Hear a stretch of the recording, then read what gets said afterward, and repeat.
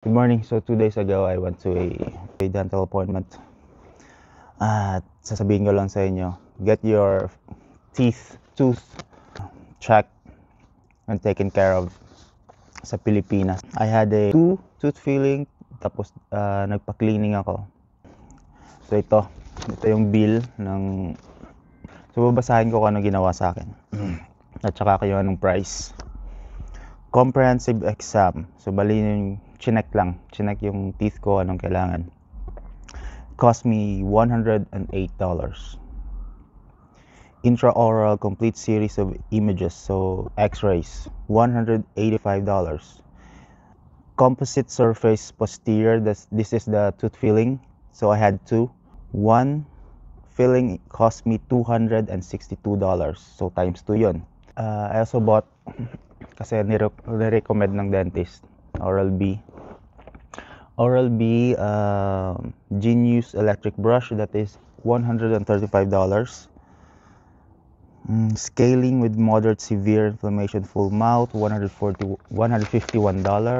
We have here gingival irrigation times 4 for gingival irrigation, this is $23 each. Antimicrobial rinse, this is $42. Adult prophylaxis, $122.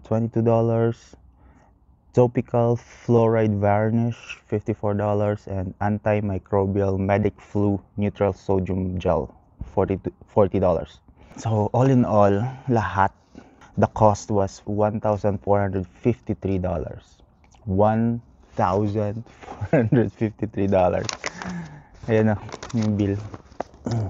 Makita ba?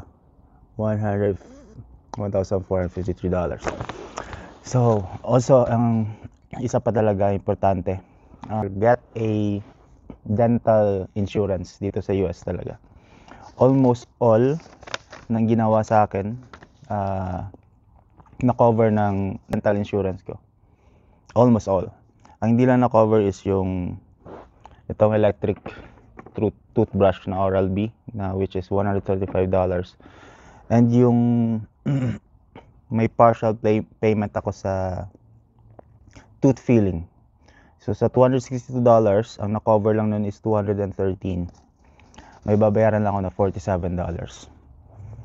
So all in all, minus lahat na minus ng dental insurance ko, ang nabayaran ko is $311. Healthcare here is expensive, so get your medical and dental insurance. Peace out.